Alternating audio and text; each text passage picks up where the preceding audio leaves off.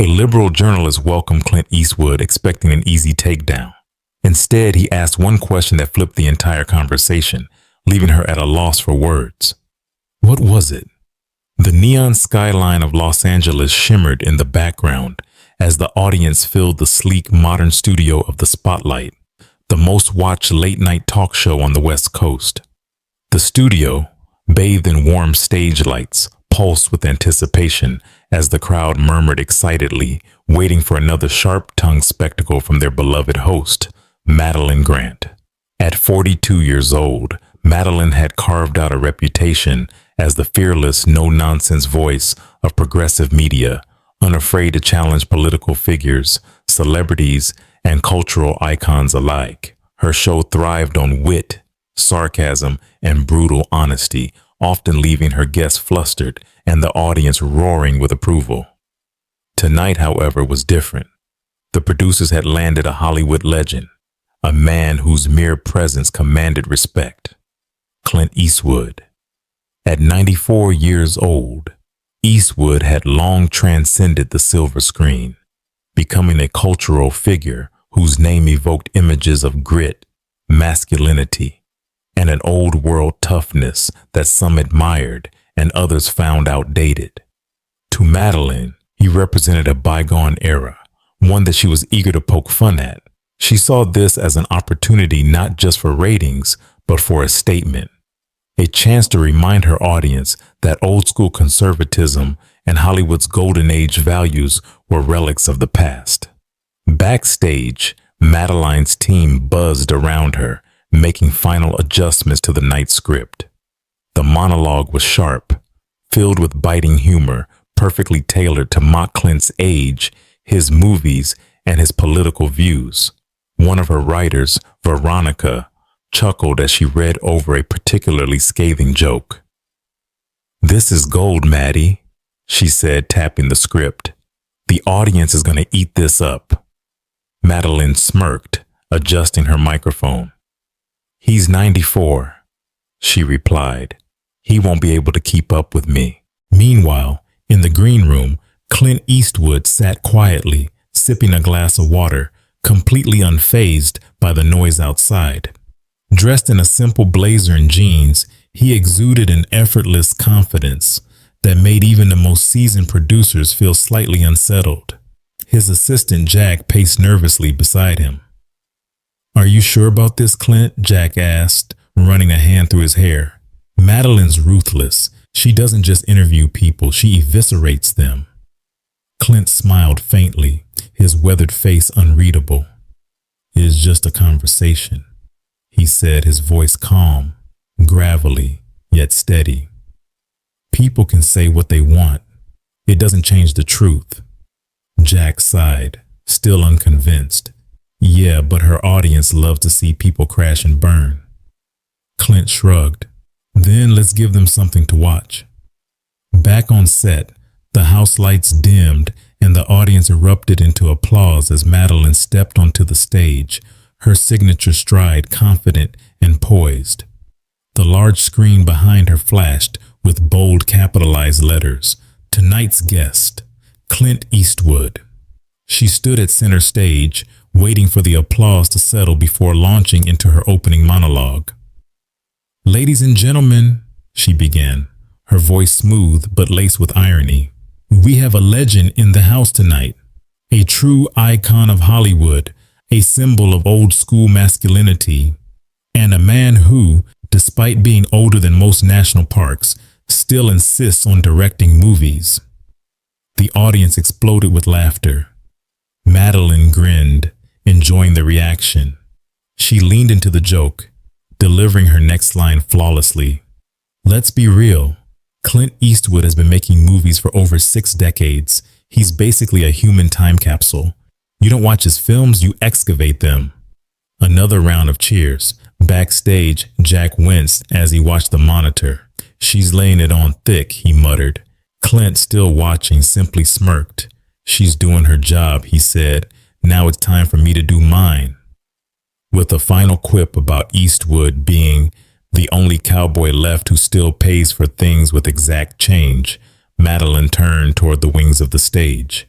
"All right, folks, let's bring him out," she announced, her tone playful, but the challenge in her eyes unmistakable. The audience clapped, some cheering, some booing playfully as Clint Eastwood stepped onto the stage. He moved slowly but deliberately, his posture straight, his expression calm. As he shook Madeline's hand, he tipped his head slightly to the audience, earning a few chuckles. Then, with his signature gravelly voice, he spoke his first words of the night. "Thanks for having me, Madeline. Nice crowd you've got here."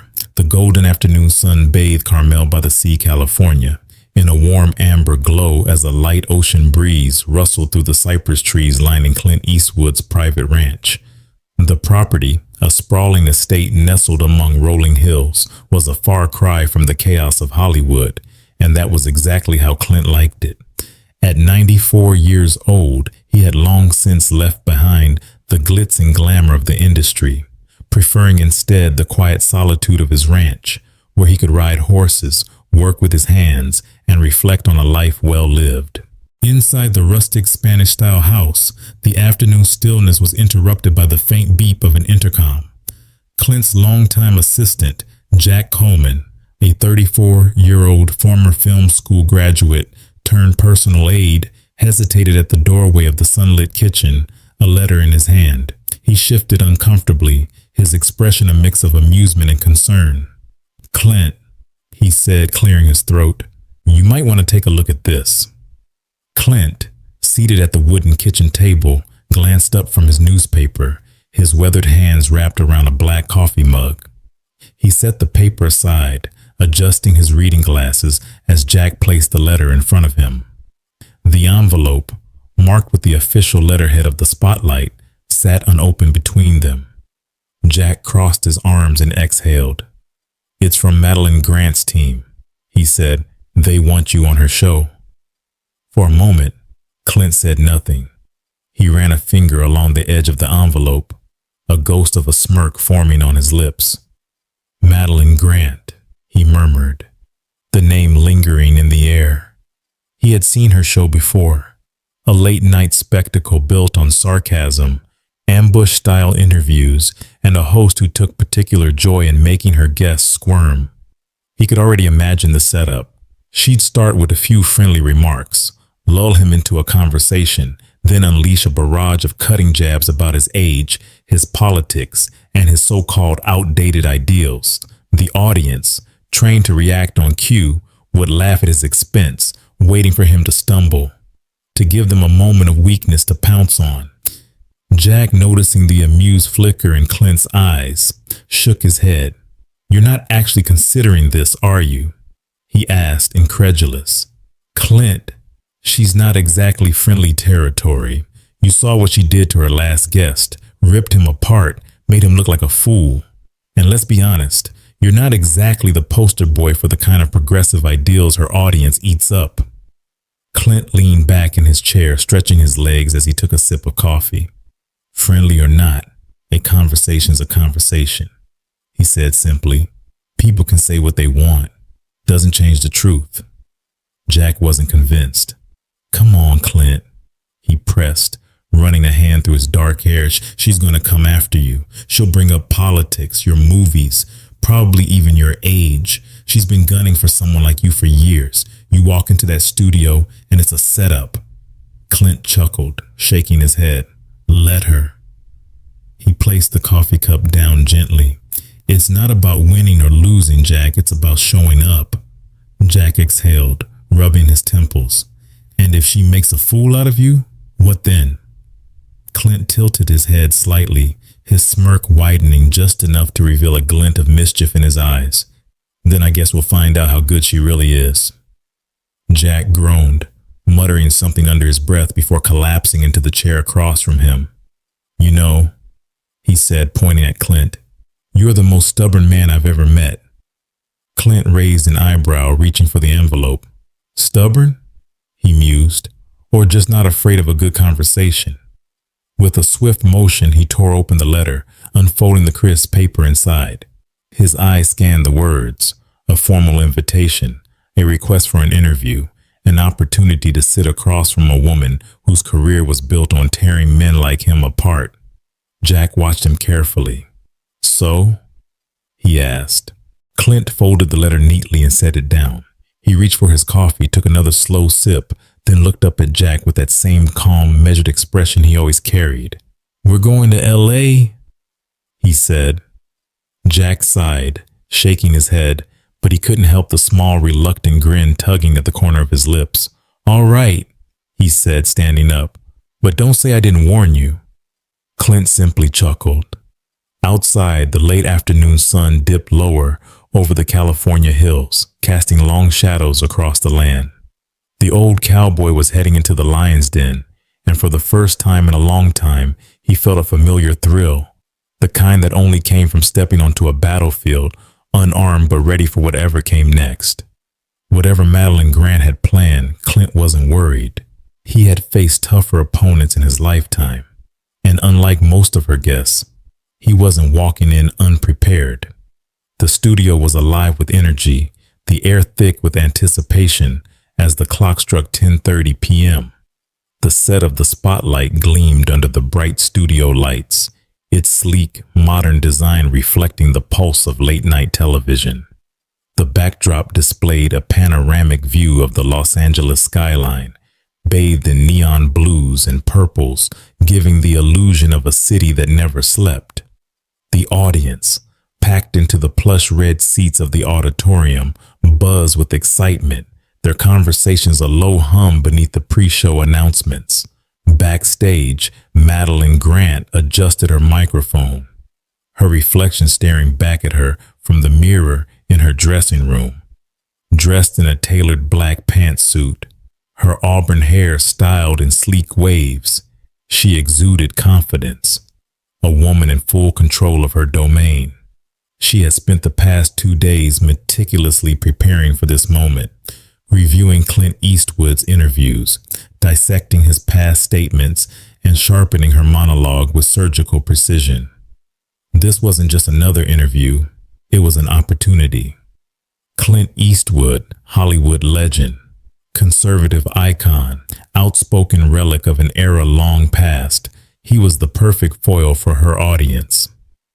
They expected her to dismantle him, to expose his old school beliefs for the world to see. The ratings would skyrocket, Twitter would explode, and headlines would write themselves, "Madeline Grant eviscerates Clint Eastwood in brutal interview." She smirked, taking one last sip of her chamomile tea before standing up, smoothing out her blazer. Showtime. The warm-up comedian wrapped up, signaling the countdown. A producer gave her a final nod as the band struck up its signature tune, the familiar rhythm sending the crowd into a frenzy. The camera zoomed in as Madeline strode onto the stage, her signature strut effortless and commanding. "Ladies and gentlemen," she began, her voice smooth, calculated, yet dripping with amusement. "Tonight we have a very special guest, an absolute legend of the silver screen. A man who has starred in some of Hollywood's most iconic films. And let's be honest, a man who is somehow still making movies despite the fact that he is approximately 3 years older than time itself." The audience erupted in laughter, the roar bouncing off the studio walls. Madeline grinned, basking in the reaction. "That's right," she continued, flipping through an exaggerated stack of note cards. "You know him from Dirty Harry, Unforgiven, and Gran Torino, or if you're under the age of 30, you probably know him as that old guy who once yelled at a chair." More laughter, applause, a few whistles from the crowd. Backstage, Jack let out a deep sigh, shaking his head as he watched the monitor. "She's really going for it," he muttered. Clint, seated in the green room, merely raised an eyebrow, sipping from a glass of water, his face unreadable. Madeline continued, pacing slightly, working the crowd like a seasoned performer. "But in all seriousness, folks, Clint Eastwood is a true Hollywood icon, a man whose career spans over 6 decades, whose films have grossed billions worldwide. He's been a cowboy, a cop, a boxer, a war hero. Basically, if there was a role involving squinting and scowling at bad guys, Clint has played it." The audience chuckled again, and she waited just long enough before delivering the next punch. "But let's be honest, Hollywood has changed. The world has changed, and here's the real question. Has Clint Eastwood changed? A murmur rippled through the audience, half intrigue, half anticipation. Madeline leaned against her desk, feigning curiosity. We're talking about a guy who made a career out of playing tough, gunslinging, no-nonsense men. But in 2024, are those kinds of characters still relevant? I mean, in an era of inclusivity, progress, and sensitivity, is there still room for the get-off-my-lawn approach to storytelling? She paused, letting the words settle before flashing a playful smirk. Well, we're about to find out, because tonight Clint Eastwood is here, in the flesh, and I plan on asking him exactly that. The audience applauded wildly, the energy shifting into something sharper, more expectant. This wasn't just an interview, it was a challenge. With a sweeping gesture toward the side entrance, Madeline took a dramatic breath and announced, "Ladies and gentlemen, please welcome the one and only Clint Eastwood." The studio erupted in cheers, with a mix of genuine applause and playful boos from younger audience members, setting the stage for what they expected to be a night of sarcasm, wit, and takedowns. The curtains parted. Clint Eastwood stepped out with slow, deliberate movements, his frame tall and lean beneath a charcoal blazer, dark jeans, and polished leather boots. His posture was straight as ever, his face a mask of quiet confidence. Despite his age, he moved with purpose, exuding the same presence that had made him a legend. As he reached center stage, he extended a hand toward Madeline. She took it, expecting a limp old man handshake. Instead, she found herself gripping a firm, steady grasp, the kind that carried the weight of experience, decades of discipline, and an unwavering sense of self. The audience watched intently as Clint finally spoke, his voice gravelly but strong. "Thanks for having me, Madeline," he said. He glanced at the crowd, then back at her. "Nice crowd you've got here." A few chuckles from the audience, but something was different. The expected awkward old man energy wasn't there. Clint wasn't flustered, wasn't thrown off balance. Instead, he was completely in control. Madeline's smile faltered just slightly. For the first time that night, the audience sensed it too. This wasn't going to go the way they expected. The tension in the studio shifted the moment Clint Eastwood took his seat. It wasn't obvious, not yet, but those paying close attention could feel it, an almost imperceptible energy shift. The audience, primed to cheer for Madeline Grant's sharp wit, found themselves leaning in just a little more, their laughter slightly delayed, their anticipation heightened. Even Madeline, who had walked into this interview fully expecting to control the narrative, felt the subtle change. Still, she wasn't about to let Clint Eastwood, a 94-year-old Hollywood relic, dictate how this was going to go. Adjusting in her chair, she flashed a confident smile and leaned forward, her manicured fingers tapping lightly on her desk. "So, Clint," she began, her tone light but edged with playful condescension, "you've had quite the career. Over 6 decades in Hollywood. That's a long time. I mean, let's be real. Most actors your age are, well, enjoying retirement." A few chuckles rippled through the audience. She waited, gauging Clint's reaction. He didn't even blink. Instead, he nodded slowly, as if allowing her to continue. "But not you," she continued, tilting her head. "You're still out there, making movies, starring in them, directing them. I mean, at 94, you're still working. That's either dedication or stubbornness." The audience laughed louder this time, sensing the verbal gauntlet being thrown down.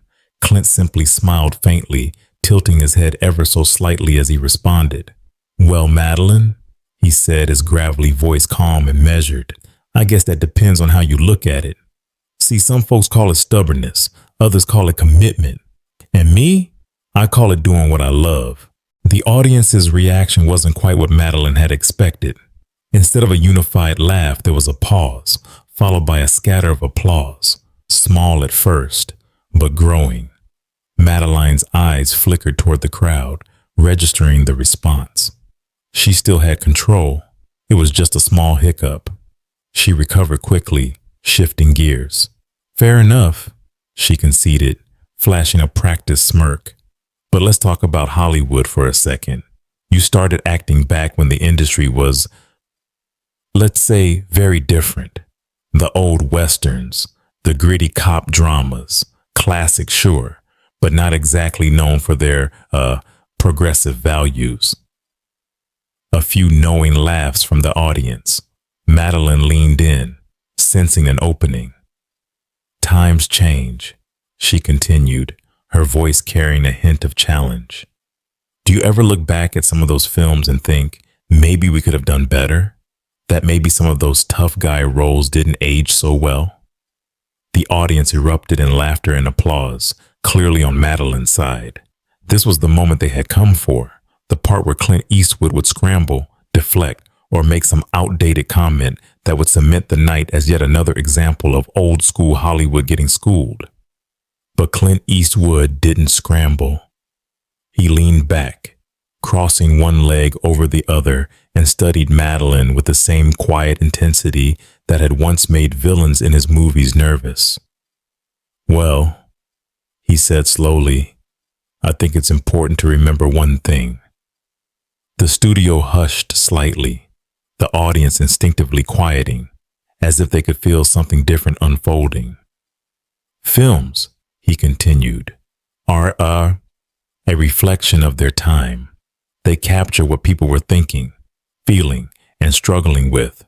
Sure, some things don't age well, but that's true of everything in life, not just movies.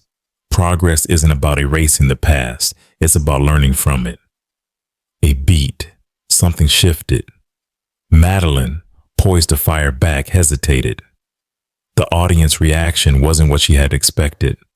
There was no immediate laughter, no unified cheers of agreement. Instead, there was thoughtful silence, then a few claps, then more. The applause started slowly, uncertainly, but it grew. A few people nodded, others murmured. The energy had changed. Madeline's fingers curled around the edge of her desk. She needed to pivot. Fair point, she said, her voice still smooth but slightly less assured. But let's talk about politics then. You've been pretty vocal over the years. Your views don't exactly line up with, well, a lot of this audience. Do you ever worry that being so outspoken might, I don't know, alienate people who used to admire you? A safe move. A classic trap question. If he softened his stance, he'd look weak. If he doubled down, she could paint him as out of touch. Clint, however, didn't miss a beat. I've always believed in being honest about who I am and what I stand for, he said, his voice even. If that means some people don't like me, well, that's life.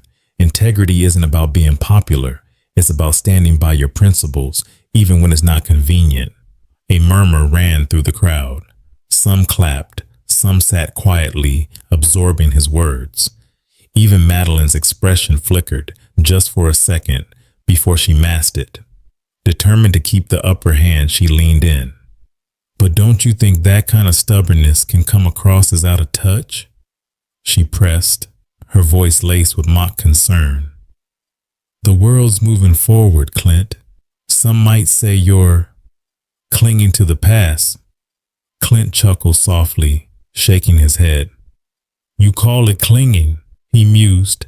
I call it staying grounded. A pause.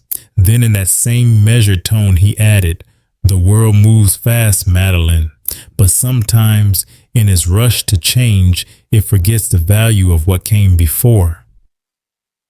For the first time, there was no laughter from the audience, just silence.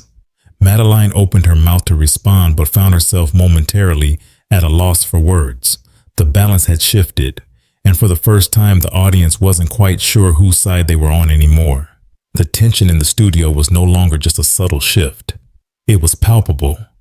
The energy that had once been firmly in Madeline Grant's favor now felt uncertain, unsteady, as if the crowd itself was beginning to question the script they had expected to unfold.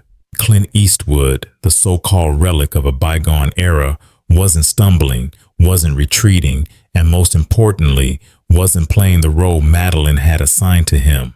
Madeline, a professional in controlling the tempo of a conversation, recognized the danger immediately. Her usual approach, mock, challenge, push, dominate, had worked seamlessly on past guests, particularly those who relied on their emotions to defend their positions. But Clint Eastwood wasn't emotional. He was something far more dangerous in a verbal duel. He was patient. She shifted in her seat, gripping the cue cards in front of her, but resisting the urge to look down. She had to regain control. "All right, Clint," she said, forcing a smile, her tone still playful but with a noticeable edge. "Let's shift gears a little. You've played a lot of tough guys over the years, men who settle disputes with their fists or more often than not a gun.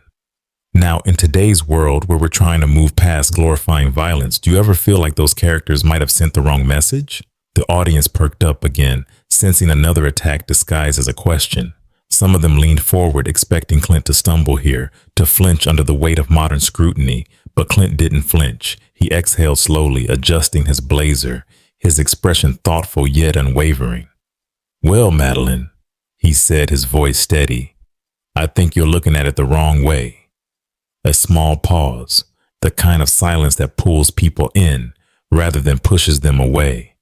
"You see," he continued, "those characters, those so-called tough guys, they weren't just about violence.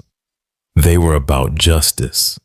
They were about standing up for what's right in a world that doesn't always play fair." Madeline blinked. That wasn't the answer she had prepared for. "Sure," Clint went on. "I played cowboys, cops, soldiers, and men who had to make hard choices. But you know what those movies were really about? Responsibility, consequences, doing the right thing even when it's hard." The audience shifted uncomfortably. This wasn't a flustered old man trying to justify his past work. This was Clint Eastwood doubling down, not on violence, but on values. Madeline forced a chuckle, shaking her head slightly, determined to get him off balance. "I hear you, Clint," she said, her voice still light but with a growing tension beneath it.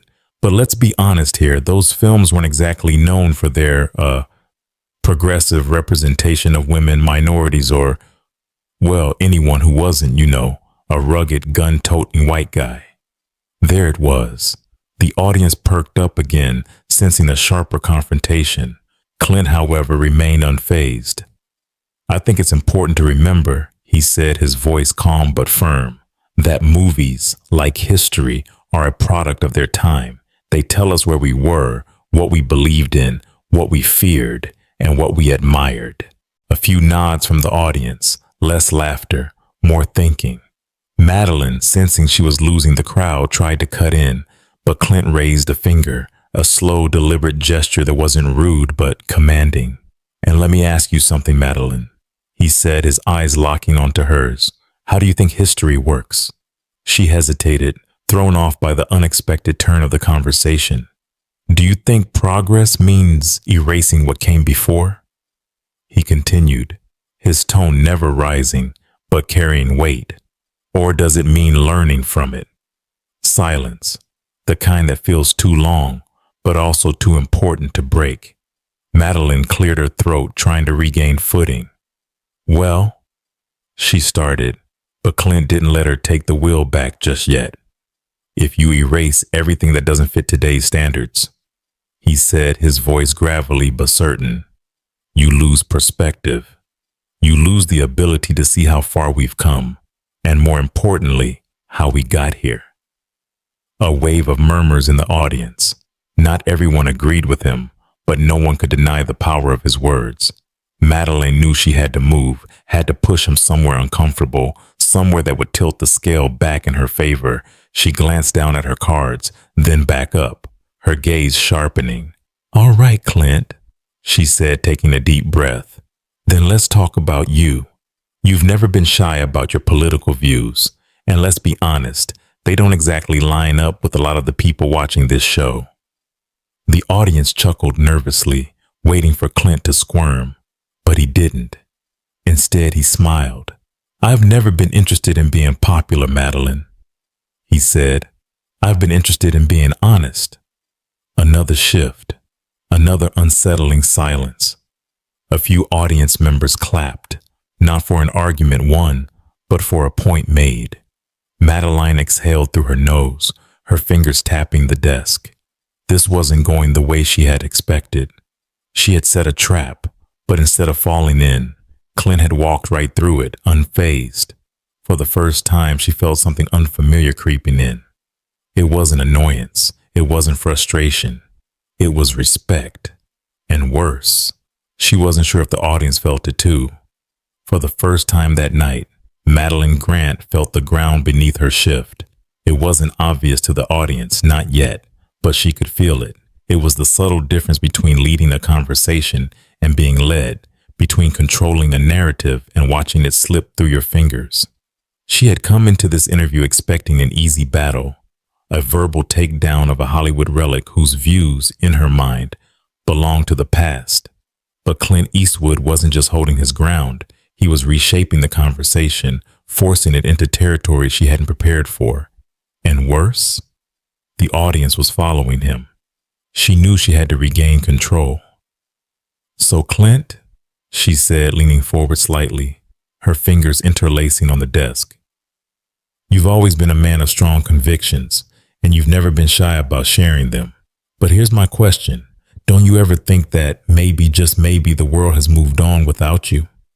It was a carefully calculated question, framed to highlight his age, his values, and the possibility that he was out of touch. The audience chuckled, though noticeably softer than before, waiting for Clint's response. He didn't answer right away. Instead, he studied her, his gaze steady but not unkind, as if weighing not just the question, but the person asking it. Finally, he nodded, exhaling slowly. "You know, Madeline," he said, his voice even, "I've lived long enough to see the world change in ways people never imagined. I've seen wars begin and end. I've seen the rise and fall of leaders. I've seen entire industries crumble and rebuild themselves from the ground up. So yeah, maybe the world has moved on." A pause. Madeline felt a flicker of satisfaction until Clint continued. "But here's the thing," he said, his voice calm, deliberate. "The world moving on doesn't always mean it's moving forward." Silence. Not the awkward, forced silence of a guest stumbling over their words, but the kind that pulls people in, makes them lean closer, makes them think. Madeline blinked, momentarily caught off guard. The audience stilled, waiting. Clint leaned back slightly, his hands resting on the chair's arms. "People talk about progress like it's always a good thing," he continued. "Like newer is always better, but progress without wisdom, that's just change for the sake of change." A murmur rippled through the audience. Some nodded, some folded their arms, contemplating. Others, especially the younger crowd, shifted in their seats. Madeline knew she was losing them. She couldn't let that happen. "That's an interesting take," she said, her voice smooth, measured. "But wouldn't you say that every generation feels that way? That the world is changing too fast, that values are slipping, that things were somehow better before? I mean, that's what people said in the 1950s, the 1970s, even the 1990s. Clint smiled slightly. "That's true," he admitted. "Every generation thinks the next one is getting it wrong." Another pause. Then his smile faded, and his expression turned serious. But not every generation tries to erase the ones that came before it. This time, the silence wasn't just from the audience. It was from Madeline, because he had a point, a strong one, and she knew it. For the first time, she didn't have a witty retort waiting. She opened her mouth to speak, but Clint wasn't finished. "You see, Madeline," he said, his voice carrying the weight of decades, "it's not about living in the past. It's about respecting it. It's about understanding that the people who came before us, our parents, our grandparents, they weren't perfect, but they weren't fools either. They lived, they struggled, they built things that we now take for granted." The audience, which had started the night as Madeline's cheering section, now sat completely silent. They were listening, actually listening. Clint turned slightly, addressing not just Madeline, but the entire room. You know what the real problem is? He asked. No one answered, so he did. The real problem is that we've stopped listening to each other. We don't debate anymore. We attack. We don't disagree. We cancel. We don't try to understand. We label. A few murmurs in the crowd, more nods, even a few scattered claps. Madeline felt something shift inside her. She had spent years perfecting her ability to dissect, dismantle, and expose. She had made a career out of dominating conversations, controlling narratives, and always having the last word. But tonight she wasn't sure if the last word mattered. Clint watched her carefully, his sharp blue eyes unreadable. Then, in a voice softer than before, he asked, Madeline, let me ask you something. She swallowed, her throat suddenly dry. Go ahead. Clint leaned forward, clasping his hands together. When was the last time you had a conversation where you weren't trying to win? The question hit harder than she expected. The audience shifted, eyes darting between them. Madeline forced a small smile. That's an interesting question, she said, attempting to regain control. But you know, it's my job to challenge ideas, to push people. Is it? Clint interrupted gently. She stopped. Or is it your job to listen? A sharp inhale from the audience. Madeline felt it. That quiet, unnerving moment when an argument was no longer about points or rebuttals, but something deeper. Clint sat back, his expression calm. For what it's worth, he added, I think you're good at what you do. But real conversations, they're not about scoring points. They're about learning something you didn't know before. He glanced at the audience, then back at her. So I'll ask you again. When was the last time you had a conversation where you weren't trying to win? Madeline opened her mouth, then closed it. Because, for the first time in her career, she didn't know the answer. And worse, she wasn't sure if she wanted to. The audience sat completely still, waiting. But for once, Madeline Grant had nothing to say. The interview ended, but the silence lingered. As the cameras cut to commercial, the studio remained eerily still, as if the weight of Clint Eastwood's words had settled over the audience like a heavy fog. There was no raucous applause, no eruption of cheers, only a scattered, hesitant clapping, as if the crowd was still processing what had just happened. Madeline Grant sat at her desk, her usually practiced, confident smile faltering just slightly. For the first time in her career, she wasn't sure how to wrap up a segment. Clint Eastwood had not just survived her pointed questions. He had turned them inside out, reshaped them, and handed them back to her with the kind of quiet wisdom that refused to be dismissed. She looked over at him. He sat there calmly, his posture relaxed, as if he had just finished a casual conversation over coffee rather than walked into a late-night talk show meant to corner him. His deep blue eyes, still sharp despite his age, held no smugness, no trace of a man who felt he had won. And maybe that was the problem. Madeline had spent years turning interviews into battles, turning words into weapons. But Clint Eastwood hadn't fought her, he had just spoken. And in doing so, he had forced her and everyone watching to listen. A voice crackled in her earpiece. It was her producer, Veronica. We're back in 10 seconds. You good? She hesitated. Was she? The countdown began. 5, 4, 3, 2. And just like that, the stage lights flared back to life. The audience snapped out of their daze, and the show resumed as if nothing had happened. Madeline plastered on her trademark TV-ready grin, turning back to the camera. Well, she said, exhaling slightly, I think it's safe to say that was an unexpected conversation. A few chuckles from the crowd.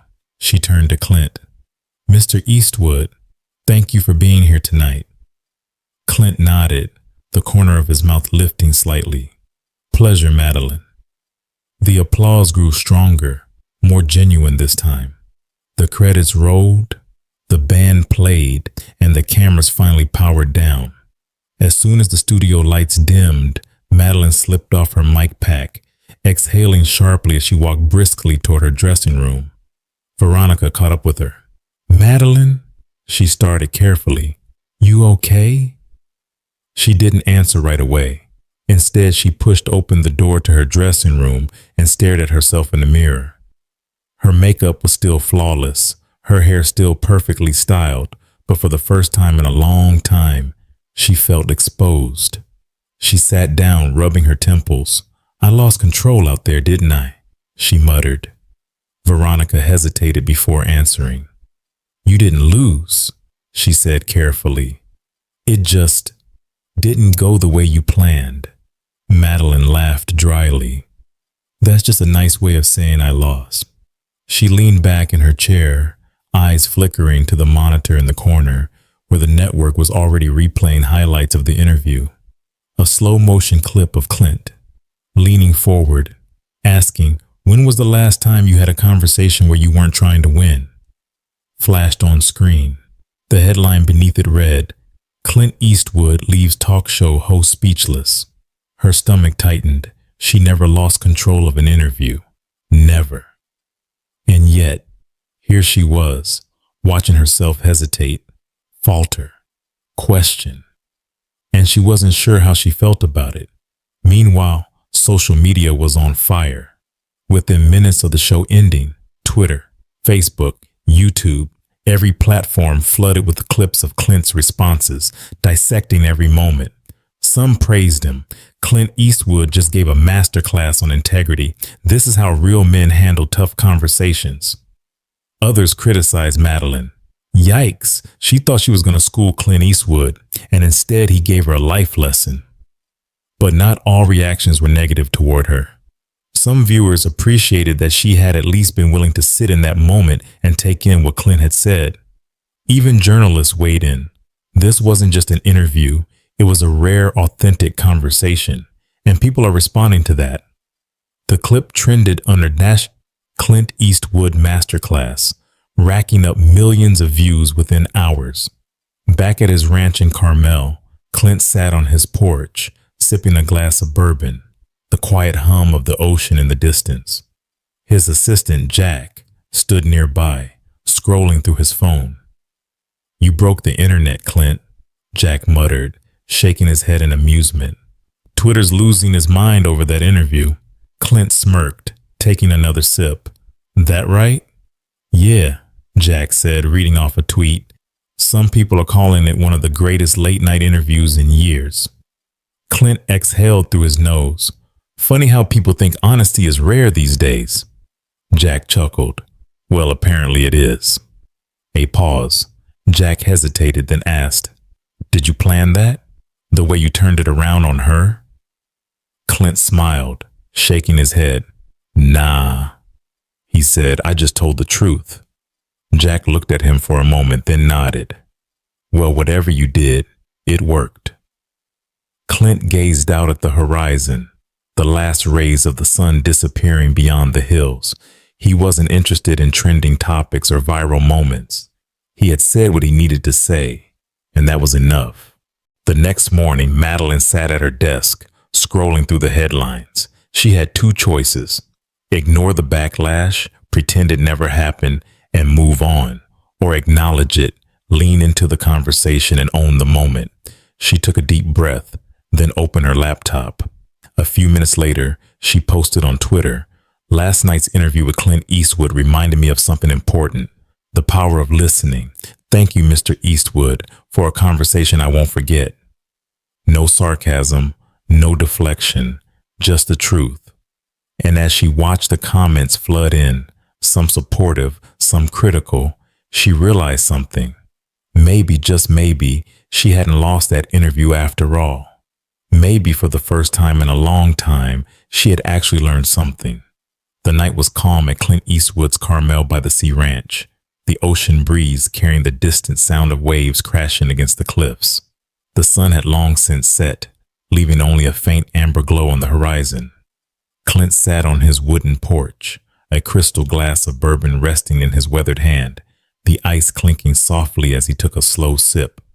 His posture was relaxed, one leg casually crossed over the other, his expression unreadable as he gazed into the darkness beyond his property. The faint hum of crickets filled the air, a stark contrast to the storm of noise happening on the internet. He didn't have to check his phone to know what was happening. He could tell, just from the way his assistant Jack Coleman was pacing nearby, eyes glued to his screen, muttering under his breath. "You broke the internet, Clint," Jack finally said, shaking his head in disbelief. He scrolled through his phone, his face illuminated by the blue glow of the screen. Twitter's going nuts. YouTube clips of the interview are already at millions of views. Some people are calling it one of the greatest late-night interviews in years. He let out a chuckle, reading aloud.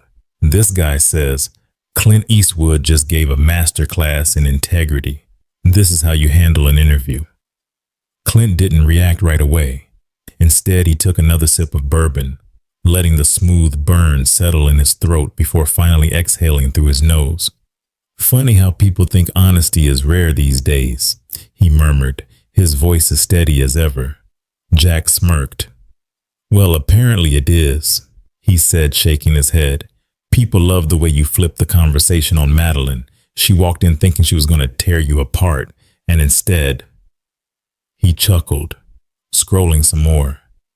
"Instead, you made her rethink everything. Someone even edited a slow-motion clip of that moment you asked her, 'When was the last time you had a conversation where you weren't trying to win?' They put dramatic music behind it. It's going viral." Clint let out a soft chuckle, shaking his head. "That right?" Jack nodded. "Yeah. And get this.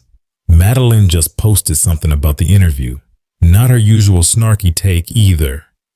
He tapped his phone, then read aloud. "Last night's interview with Clint Eastwood reminded me of something important.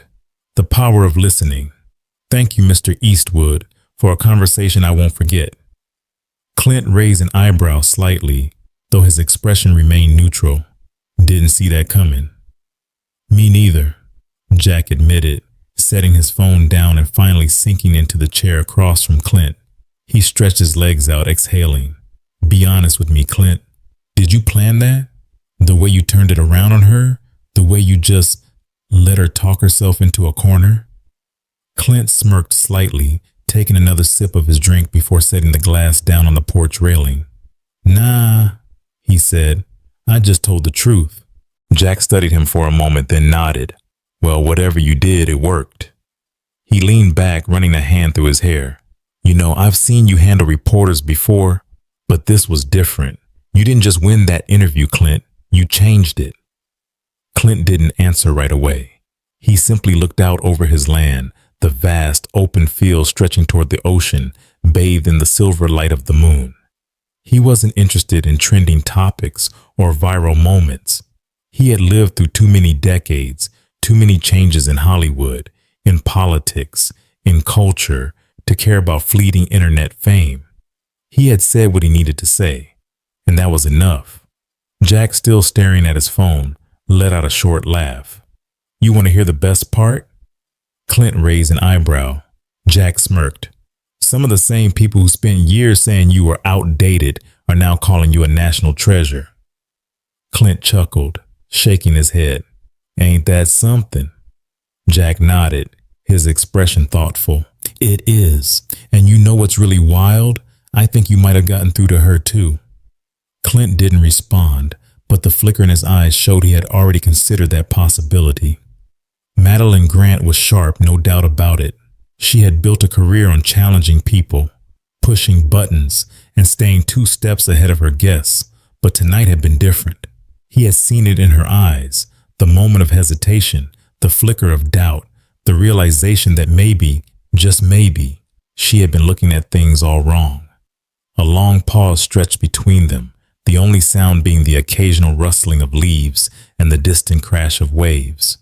Finally, Clint picked up his glass again, swirling the bourbon inside before taking another sip. "We'll see," he said simply. Jack leaned back in his chair, watching Clint for a moment before letting out a low whistle. Man, you really are the last cowboy standing, aren't you? Clint chuckled again, but this time there was something deeper in it, something knowing, something steady, something that carried the weight of 9 decades of experience. He didn't need to confirm or deny it. Some things were just understood.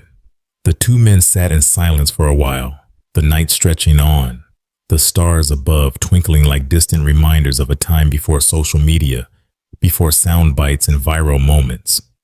Clint had always believed in doing things the old-fashioned way, not out of stubbornness, but because some things didn't need to change. Truth was truth. Character was character. And integrity? Well, integrity never went out of style. The morning light streamed through the tall windows of Madeline Grant's high-rise Manhattan apartment, casting long golden streaks across the floor. The city below hummed with early commuters, taxis honking in the streets, and the faint sound of a street musician playing somewhere in the distance. But inside, in the quiet sanctuary of her home, Madeline sat alone at her desk, staring at the screen of her laptop, frozen in thought. The blinking cursor on the empty Twitter post seemed to taunt her, demanding words she wasn't sure she knew how to write. She had been up for hours, first tossing and turning in bed, replaying last night's interview in her mind, then pacing her living room, and now sitting here, trying to put into words what she was feeling. She had faced tough interviews before.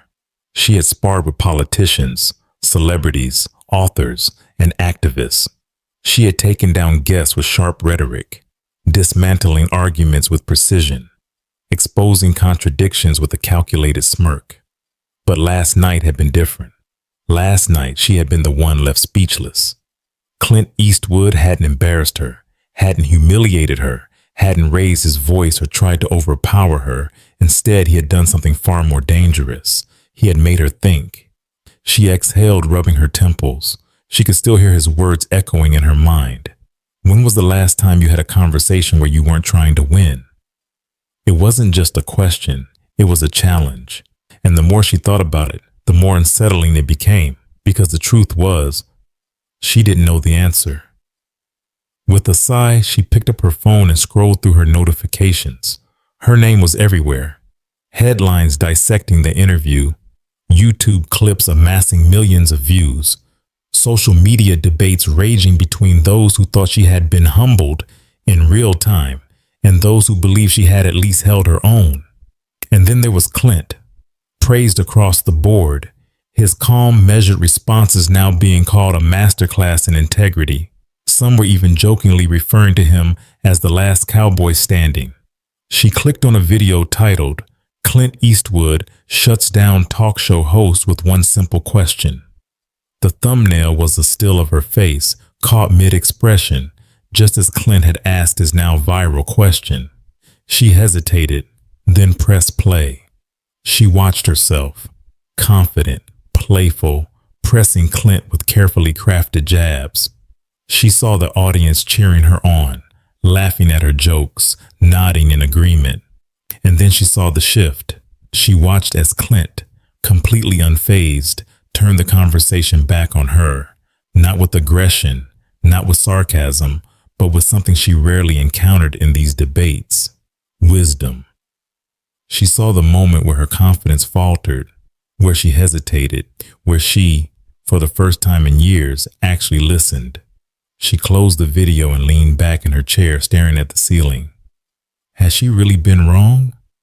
Her whole career had been built on being right, on challenging people, pushing them, forcing them to justify their beliefs.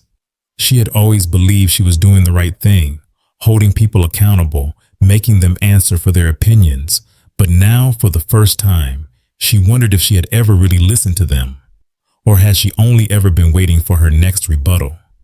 The thought unsettled her more than she cared to admit. She glanced back at the blinking cursor on her screen. She knew what she should do: the standard damage control, a lighthearted tweet, something self-deprecating to show she could laugh at herself. Maybe a joke about Clint being impossible to rattle. That would be safe. Expected.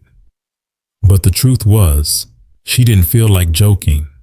She hesitated for another long moment.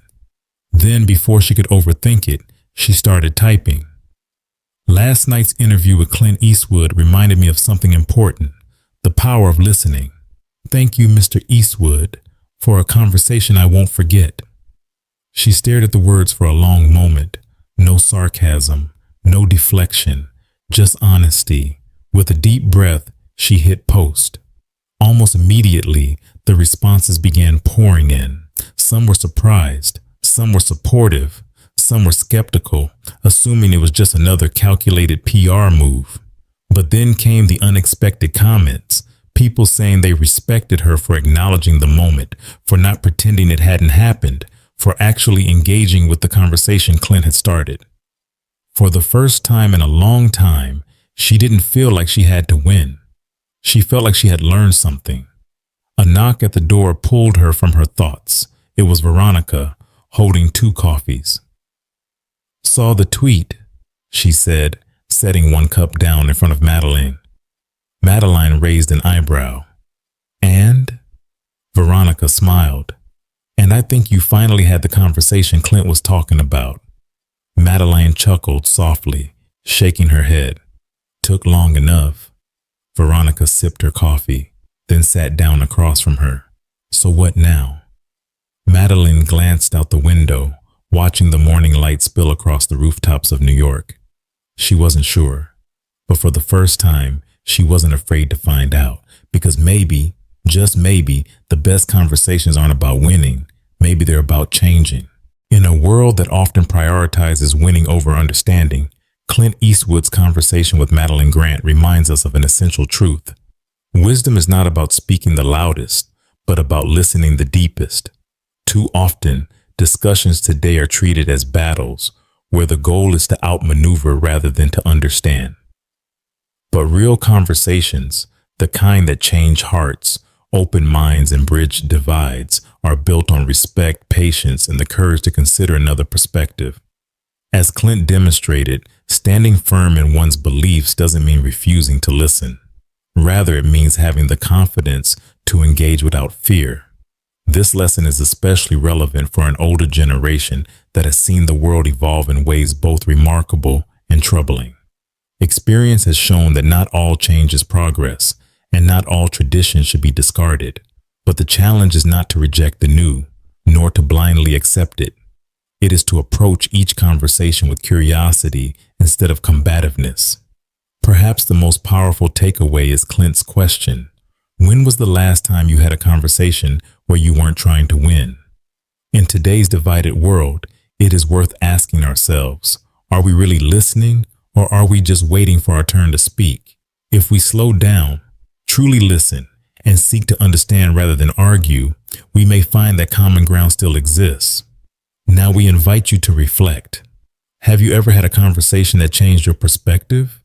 Have you ever learned something unexpected by simply listening? Share your thoughts below. We'd love to hear your wisdom. Sometimes the greatest lessons come not from speaking, but from hearing the quiet truths we've overlooked.